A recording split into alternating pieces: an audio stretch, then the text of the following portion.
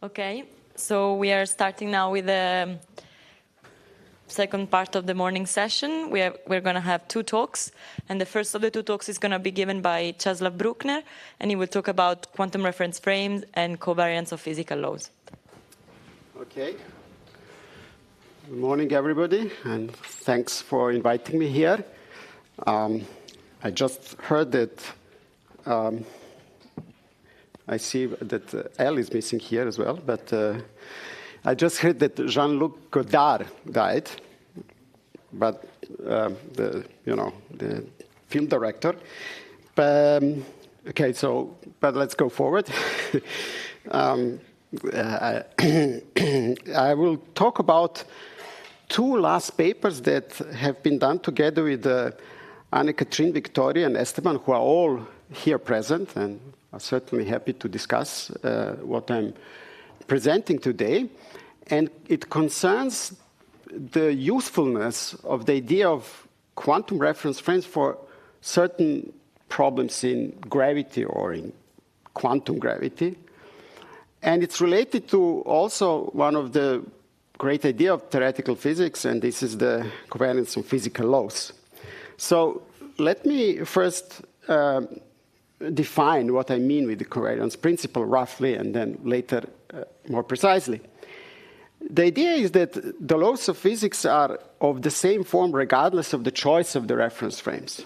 Or in more operational terms, it doesn't really matter whether you perform an experiment here or in Vienna or today or later or independently of the mode of your movement or even general on the choice of your coordinates. And all the laws should have the same form when you write them down.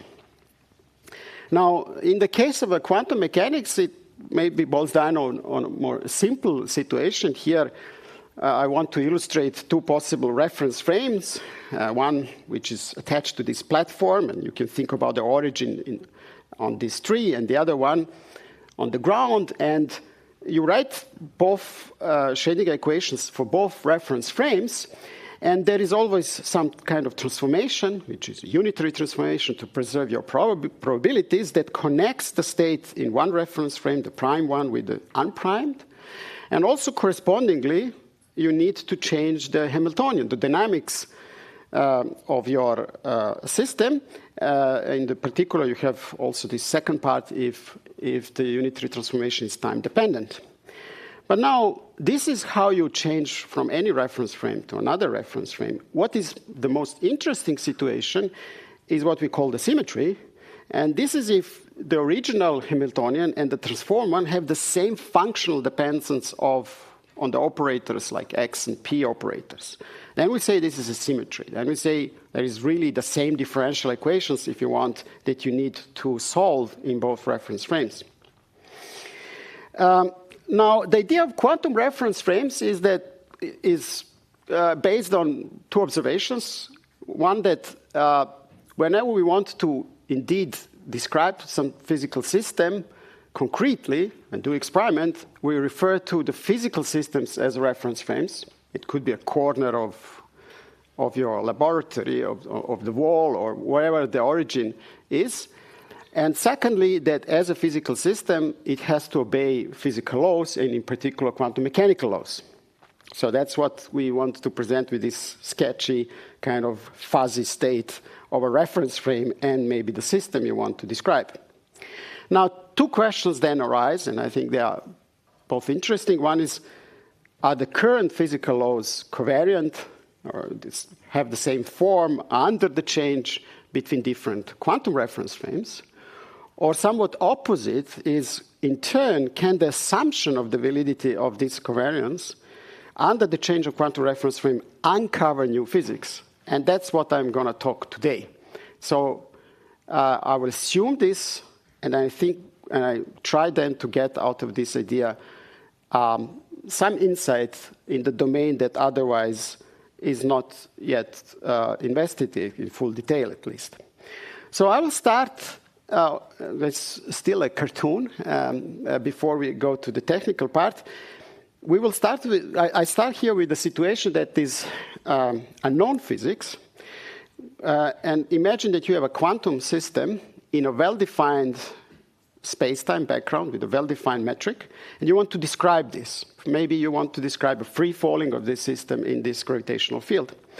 And this is a known physics, and you can describe this to the extent or approximation you wish, most detailed in a quantum field theory in a curved space-time. Now imagine that we have a situation where the source of gravity is not is in a quantum mechanical state, in maybe a matter that is placed in two different configurations.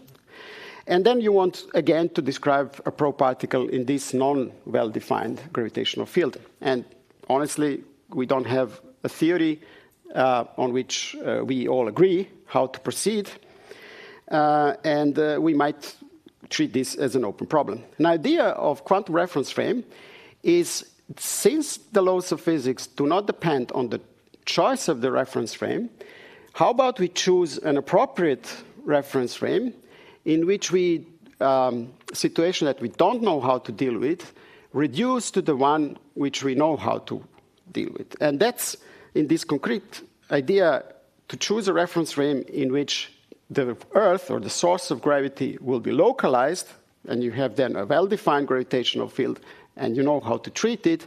And maybe the price to pay this is that something which was localized on the left-hand side becomes now delocalized in the right-hand side. So maybe the proparticle will get into the superposition, but we know how to deal with this.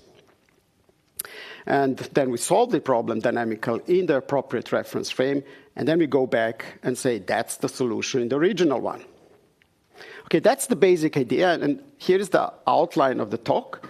I know that some portion of you are familiar with quantum reference frame, but I also know that maybe some of you are not, and I will go through the idea of quantum reference frames, dealing with an example that is appropriate for the problem I want to present later on. I will then formalize generalized principle of covariance and do two examples of application of that, and then go through different generalization. The fourth point on this outline is the second paper that I want to address, but I will try to formulate in a way as connected to the other parts as yet another generalization. I will conclude with the summary and outlook. So here is how we change perspectives between two classical reference frames and maybe classical systems. The basic idea is that every our statement is a relative statement with respect to some reference frame, which again is a physical system. So what we see here are three physical systems, the blue, the orange, and the gray particle. And on the left-hand side, I will define the coordinates, xa and xb, with respect to the reference frame, which is there where the flag is on the left-hand side, the blue particle. And then I will move and change the perspective and decide that the orange particle becomes the origin, a new reference frame, and correspondingly, I have to change the coordinates xa and xb into minus xa and the relative distance towards the new origin, the reference frame. Everything very clear and trivial. Now, what we proposed back in 2019 with Flaminia and Esteban was to, well, put the cats around these coordinates. And as long as we have a well-defined states, quantum mechanical states, it shouldn't be anything different than that. Now, if you treat all possible states on the left-hand side where there is this dummy zero reference frame, which is not a dynamical degree of freedom, it's just always origin of the reference frame, then all possible states can be build a basis, so to say, in the position representation of the Hilbert space of the A and B particles. And we want those all states to transfer into a new set of states with respect now to the A reference frame, so the superscript is the reference frame. And again, the transformation is just like in the classical case. Now you can think about what will be the transformation that moves from the set of basis states on the left to the right. And this is a unitary transformation, which can be best understood in two steps. The one first step is that you get a relative distance between B and A, which you can obtain from the left-hand side if you apply this, translation operator, where you move the B particle with the generator of the momentum of B particle to the extent where A particle is. So it's really like XA, which is the coordinate of the A particle. And the second part of this transformation is something where you need to interchange A and C particle. So you start from 0 XA and you end up with minus XA 0. So that can be described as first a reflection of the XA coordinate, and then the swap between A and C particle. This is exactly what brings from this line to the second line. So altogether, the whole unitary transformation is a composition of these two parts. The first one being this quantum control translation of the B particle. And look that this is really different than the usual translation between classical reference frames, because XA is not a number, it's an operator. It reads out where A is and push B correspondingly. And then there is this, which just swaps what are the origins of the two reference frame A and C. And that's basically all what I need to of quantum reference frame to try to address the problems of gravity. Now, why they are interesting? Because I can go beyond localized wave packets. First possible generalization is just to generalize the state of the P particle. So it's not really a localized wave packet, it's a general state, and then I can go through and nothing may really interesting happen. The interesting case happens when you have the new reference frame, which is orange particle in a superposition state. And let's take in the superposition just two states. When you jump on the orange particle, everything else with this transformation will become entangled. Just because the distance from the light orange or the dark orange to the two other particles is different in these two amplitudes. And this is what you map on the right-hand side. And therefore, you can start with something which is maybe even is a product state between three different states with some superposition of wave particle, and you end up with something which is entangled or correlated. And it's entangled because you shift B particle for a different amount depending on where the A particle was. And indeed, you get through this quantum controlled spatial translation this new state. Now, one message you can take from this is that superposition and entanglement are notions relative to quantum reference frames. There is something which is known this to be the case in the relativistic quantum mechanics or physics, but it's also present on a purely, let's say, kinematical level when you treat quantum reference frames. Well, then the next step which one can think of is what with having these quantum reference frames, can we generalize the notion of the symmetry? And I said previously that symmetry was something where the functional form of the Hamiltonian was the same from going from one classical reference frame to another. And now what we proposed back in 2019 is to generalize this notion, but not dramatically. First, in a quantum reference frame, you have not only the probe particle, like B, but you have another particle that will become the new reference frame. So you have to treat at least two of them, or they, of course, each of them can be a composite particle. And then we still keep that the transformation has to be a symmetry if the transformation leaves the functional form of the Hamiltonian invariant, but after we translate into a new reference frame, we interchange the role of the reference frame and the external system, and therefore the functional form that was satisfied by the Hamiltonian A and B should be the same as the functional form of the same functional form of the Hamiltonian for B and C. Okay, so that's all from the theory of quantum reference frames, and now we are back to the original motivation for that. on the left-hand side is something which we want to solve, and we don't want to impose any physics on gravitational fields or metric in a superposition. So we are, in a sense, agnostic about this. But we suggest that with the help of the covariance principle, we can move on the right-hand side and then solve this, and then maybe conclude something about the nature of the gravitational field on the left-hand side, but not a priori. And so here is the idea of this generalized principal covariance. Under quantum coordinate transformation, the idea is that physical laws retain their form under quantum coordinate transformation, not only classical one. So here are the application. Let's consider now a motion of a test particle. I changed a little bit notation to be in agreement with the last papers. The previous were notation in agreement with the 2019 paper, but it's very easy. What was the old reference frame C is now R. This is this guy sitting on a planet.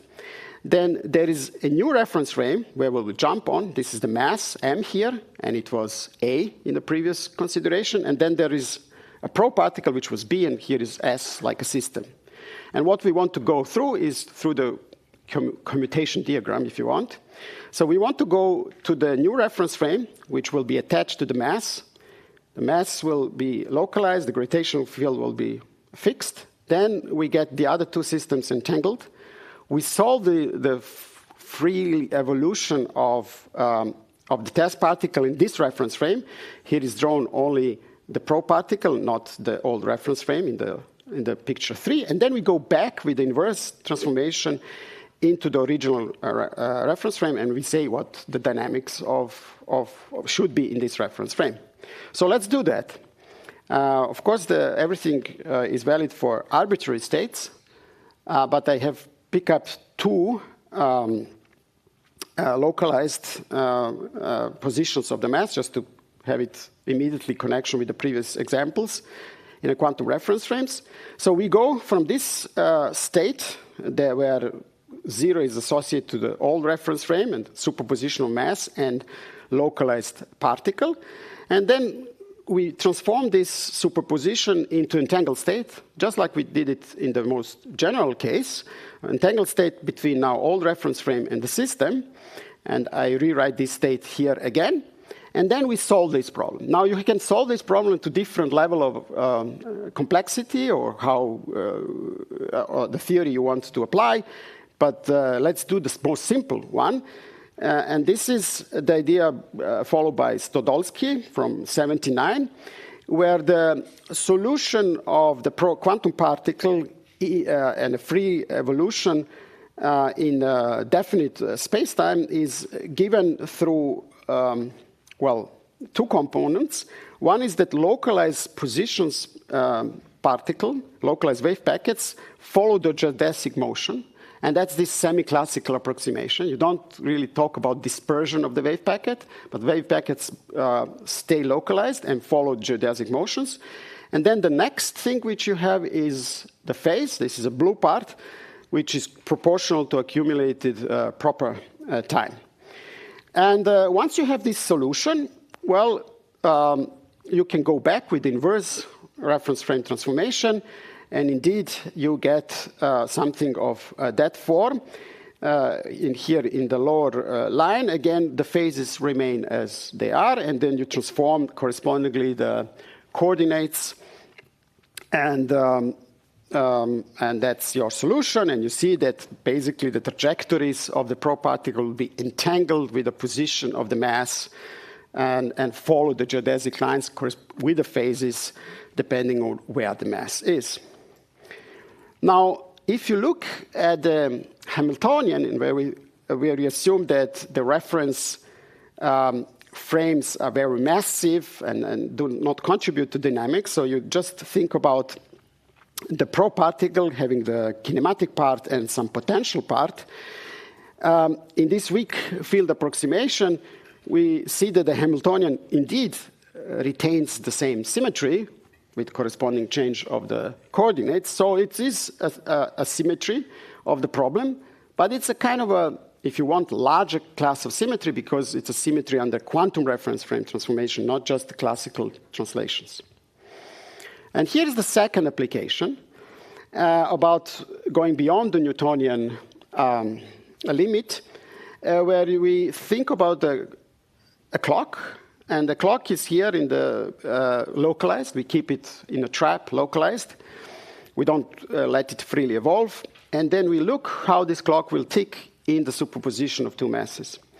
And again, we have this commutation diagram where we go into the useful reference frame in which we will see that the clock will tick to different speed, rate, depending on how close it is to the mass. Then we go back in the original reference frame and we answer the question.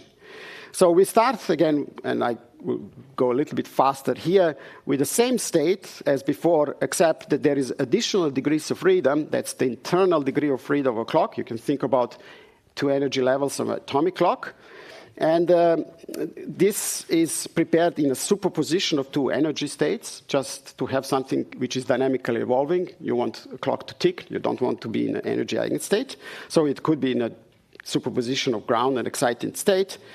And then you move into the appropriate reference frame. Everything is the same as in the previous case, except that there is this also clock, which is assumed initially to be decoupled from the external degree of freedom, from the position of the clock and the masses. And once you have this second reference frame, you can solve the problem. For example, following the idea of Sich et al. Paper, when you have a clock in a superposition of two positions in a gravitational potential. And what you will see that depending on where the clock is, the rate of the ticking will be different. The deeper you are in the gravitational potential, the slower the ticking of the clock is. And so that's why the internal degrees of freedom will get entangled with the rest. And the time evolution of the clock will be given by some internal Hamiltonian, which is here described as omega, where the parameter is really the proper time, and you see the proper time depends how deep you are in the gravitational potential, how close you are to the source of the mass. And once you have this, and also appropriate phases, very similar like in the previous case, you can go with the inverse transformation into original reference frame in which you know how a localized clock will tick in the presence of the source of gravity that is in a superposition. How am I doing with the time? 22 minutes right now. You've spoken for 22 minutes. Okay, great. Good. Okay, so now, I don't know how relevant this is for this audience, but if you look at the numbers, and the numbers are quite discouraging. First, you go beyond the Newtonian limit, but so here are some numbers, like you have a masses of 10 to minus 8 kilograms put in a superposition at the order of 10 minus 5 meters, keeping the clock in this gravitational field for 1 second, all things that are not yet achieved or achieved separately in different experiments, gives you the accumulated proper time difference of 10 to minus 32 seconds, which is almost there. But I want two things to say about that. That's a very tiny effect, but still many orders of magnitude closer than the Planck time. Well, this is, I don't know how satisfying is this, that others are even worse, but I think that it shows, why it is interesting is that it shows that this purely quantum gravity, I would say, effects are possible on this low energy limit at the scales that are closer to observations, but further, still far away. And the reason I would call this the genuine quantum gravity effect is that but in a low energy limit, is that no matter which kind of a clock you put there, this effect is universal. So this is something which we expect from general relativistic effects. It's really a property of space-time. It's not a property of the device you put there, because no matter how this clock is built, on which force its functions, it will be there. And secondly, you can have this effect, of course, even if the clock is in a superposition of two positions with respect to the source of gravity. But if it is a localized clock, and you have a not well-defined ticking rate of the clock, that means that the space-time must be in superposition. Okay, of course, there are much more interesting effects in a higher energy limit and so on, but that's even further away from our observations. Okay, then how this can help us, this covariance principle, in selecting alternative proposal to deal with these quantum gravity situations.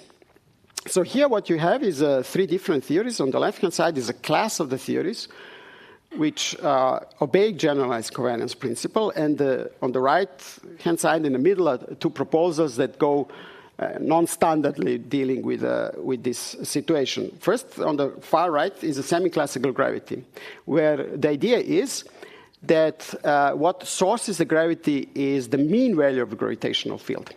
So, so if you look at the lower, so let's look at the far left picture in which generalized covariance is obeyed.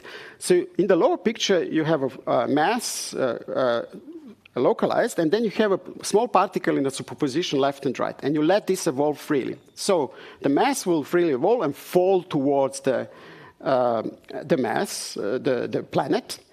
But if you change the reference frame and you look this from the point of view of the proparticle, well, it will be the large mass that is in a superposition, and the large mass will, so to say, fall or go towards the proparticle from the point of view of the proparticle.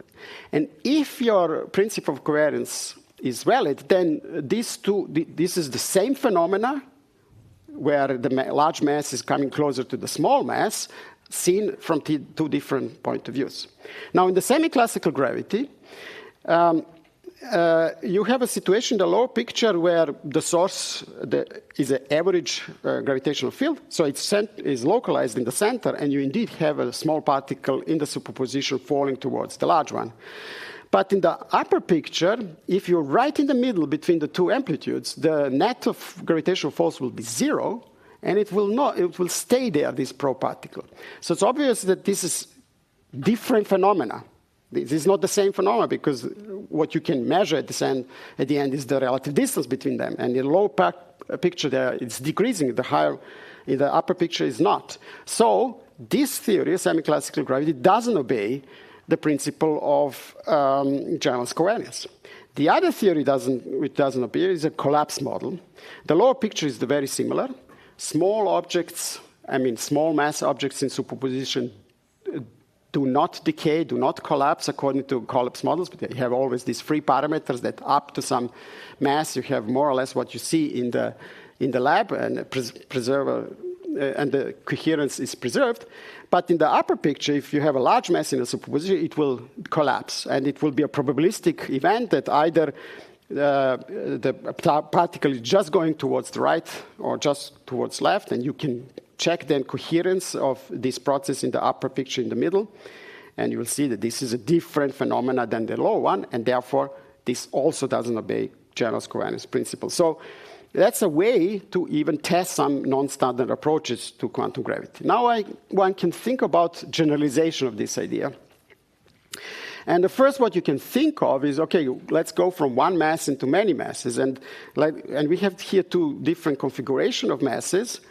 And one can think about how about superposing these different configuration of masses. Can we then also use this trick and find such an appropriate quantum reference frame in which the metric will be fixed and the gravitational field will be fixed? And the answer is no.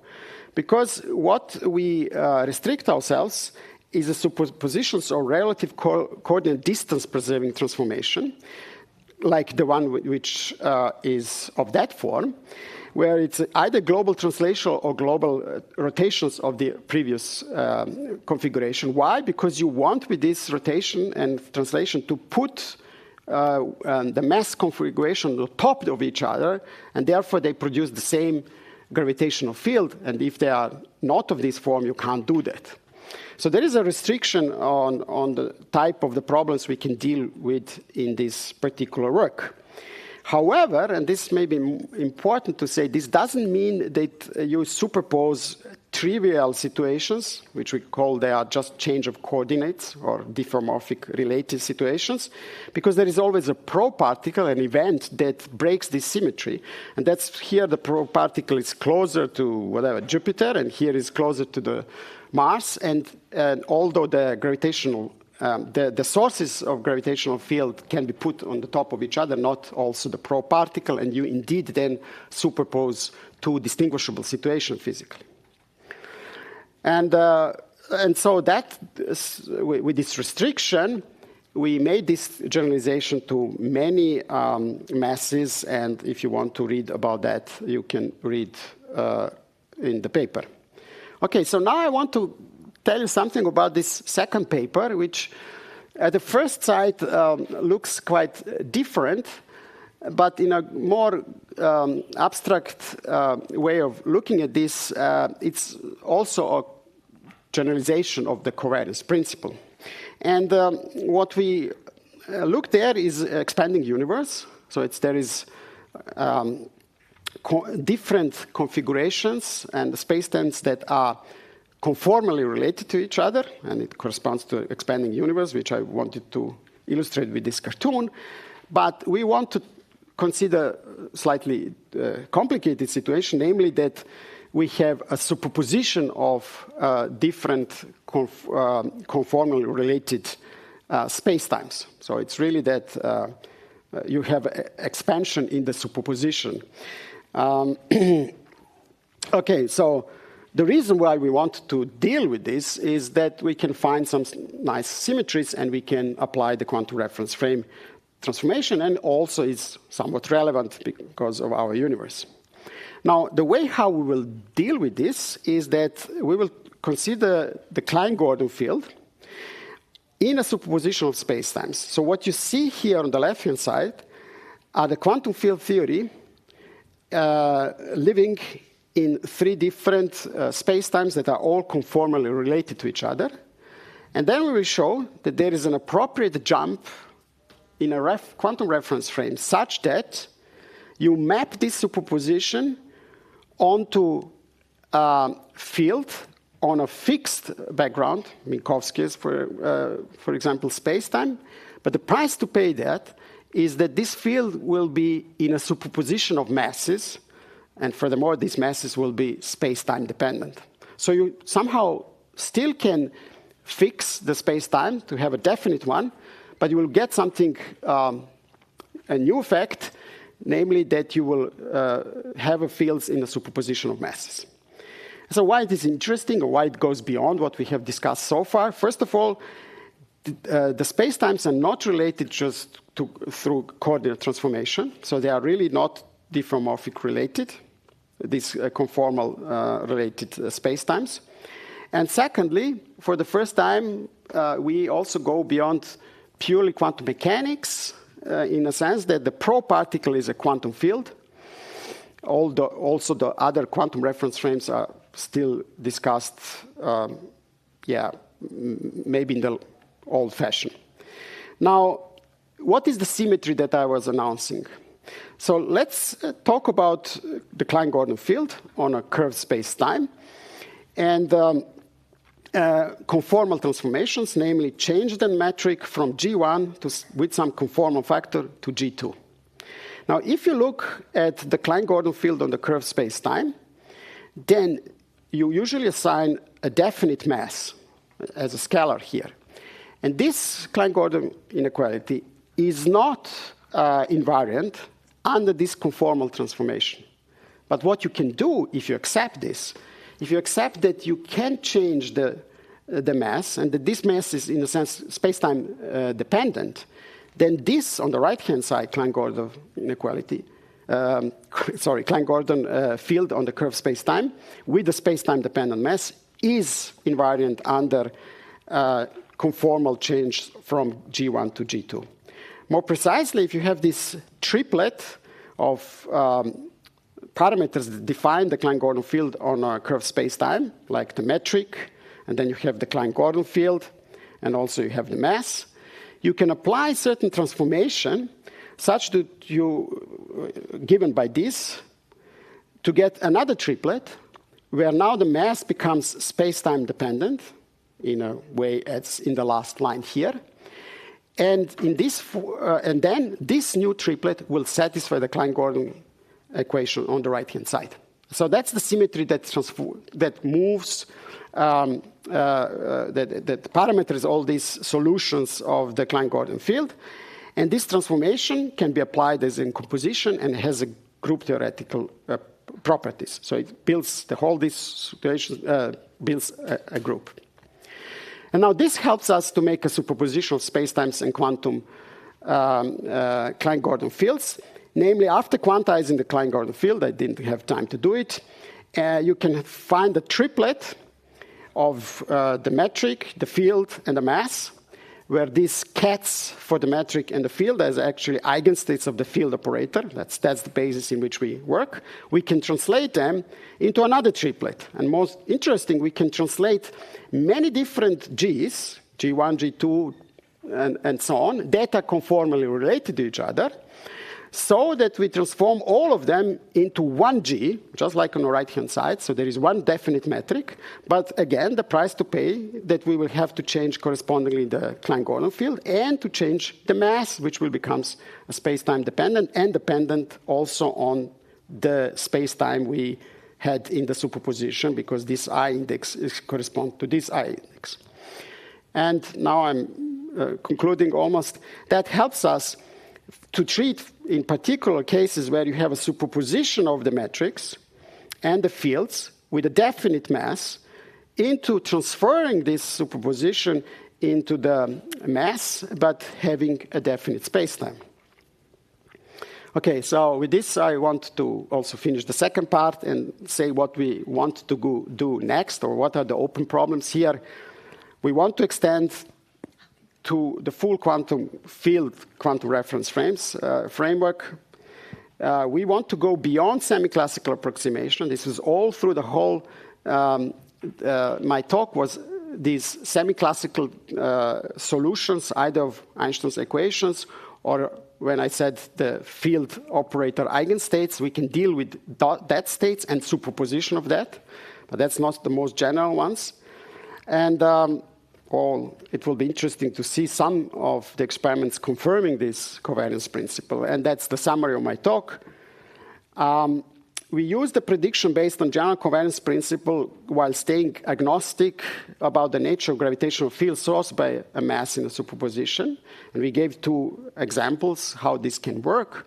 But once we do that, we actually realize that the theories in which we will treat the gravitational field as a quantum, in the sense that we can assign cats and superposition of cats, where these cats are semi-classical states and superposition of that, that could also work. This theory will be, from the start, then obey the principle. And therefore, we can, a posteriori, saying, if we believe in the principle, we do need then to, in certain sense, quantize the gravitational field. And that's an independent argument for the favor of non-classicality of the gravitational field in these semi-classical situations. And, well, the last example shows that maybe this principle has a more general meaning, in a sense that you don't need to restrict yourself on coordinate transformation, but also go beyond them, like in a conformal case. And with this, I would like to thank you for your attention.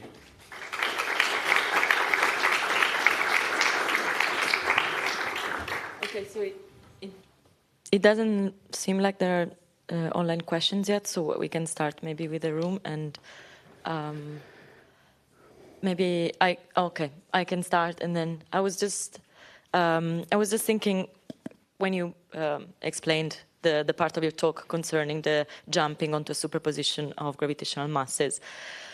Of course, these look quite far from what could be achieved with experimental capabilities any soon. So I was wondering, how does this compare with other experimental proposals for showing properties of quantum gravity effects, and what, given that it also looks somewhat more challenging than other proposals, what more would we learn from this particular Yeah, idea? I don't feel like this proposal is really tailored to doing the closest to the experiment to prove some non-classical feature of gravitational field. It's more of conceptual nature. But even then, you can ask how good we can make experiments that will prove validity of the covariance principle, and how we'll jump on the mass or jump on the other particle. And and then there is a problem, because you do your experiments in the lab, you don't jump on these systems. The only closest way to prove the validity is that that you make a situation that resembles a little bit this. And for example, that you have a system, maybe a particle, a massive particle, but this system has some internal degrees of freedom that you can think of as being detector. So I put a massive atom left and right, and then this atom sends photons and get excited, and we reinterpret it. Although we are in the laboratory, we interpret it. This is as if the atom would be in a had a measurement apparatus, and we express everything in relative coordinates, and then see another description of this experiment, maybe in rewriting this in other coordinates. But also, I think it is important that this system has enough complexity that I can think of like measuring apparatus as associate with a system that is in a superposition.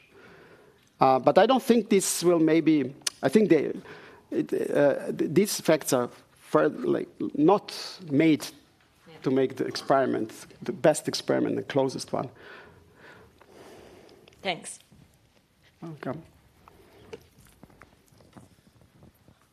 Thank you. Sorry for making you run. Yeah, very, very interesting. So did I understand correctly that in this latter example, the G in the large superpositions that you were showing, those kets represent different metrics, right? Different configurations of spacetime. Can you tell me a little bit more about how you modeled that, or like what you, like naively, what does that Hilbert space look like? These are the solution of the classical solutions of the Einstein's equations, and then you put the ket on them.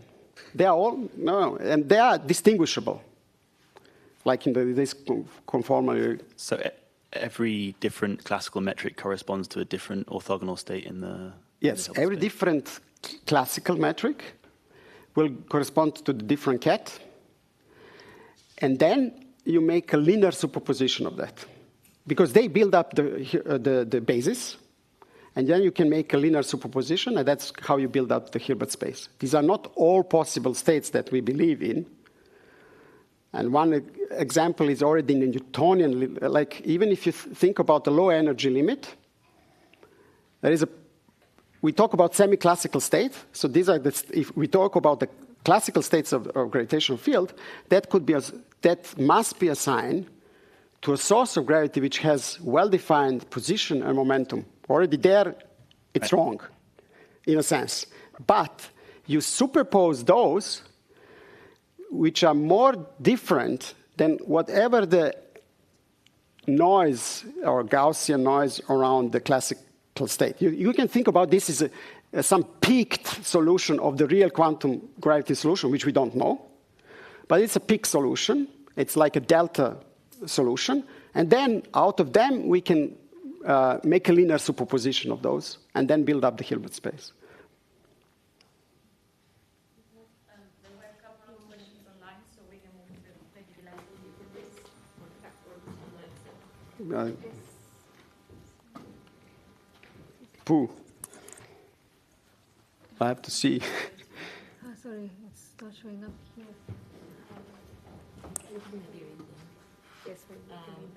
Okay, the first question is, would it be possible in principle to find such definite metric if one, but not two, of the spacetimes in superposition as singularities? I didn't understand the question, I'm sorry. Can I read? Yeah. Would it be possible in principle to find such definite if one, but not two, of the spacetime in superposition has singularities? Aha. If I don't know whether I understand this, but you have two spacetimes and one has a singularity and one not. I don't know the answer, but there are these. I discussed with some people. Yeah, I don't know whether it's more general questions or not. Maybe. Yeah. You can, during the break, maybe we can try to understand better. Yes, or respond over Slack. Yeah. So should we then? One person can So Rob Spagan said in the first half of the talk there was a particle and the moon in the field of the Earth in a superposition. Sorry again? He can also unmute himself. Yeah. Oh, am I muted? No, I mean, if Rob could be. Well, yeah, that's probably the best. Rob, Rob, can you unmute yourself? No, I read the question. Well, Rob, you can repeat again, or I read it as you wish. Shall I read it? If he's there. So it says in the first half of Rob, in the first half of the talk, there was a particle and a moon in the field of Earth in a superposition of two positions. When the Earth was made the reference frame, the particle and the moon became entangled. That's true. I missed whether this entanglement has an impact on the dynamics of the particle. No, because the hidden assumption in our case is the reference frame has no back reaction to space-time and doesn't react with the probe particle. One should do that, I think, eventually, but in this first attempt, we don't do it. So it's entangled, but doesn't influence dynamic, and it gets then eventually disentangled. Yeah. And you can ask yourself, why do we have this then? And this seems that if you want to preserve unitarity, you need this, I would say. Mathematical, technical, but it's more kind of conceptual thing is, well, if you don't have it, what is the meaning of your X in the first place? If you always have this hidden. Yeah. Okay, I think we need to move to the next talk. So let's thank Caslav again and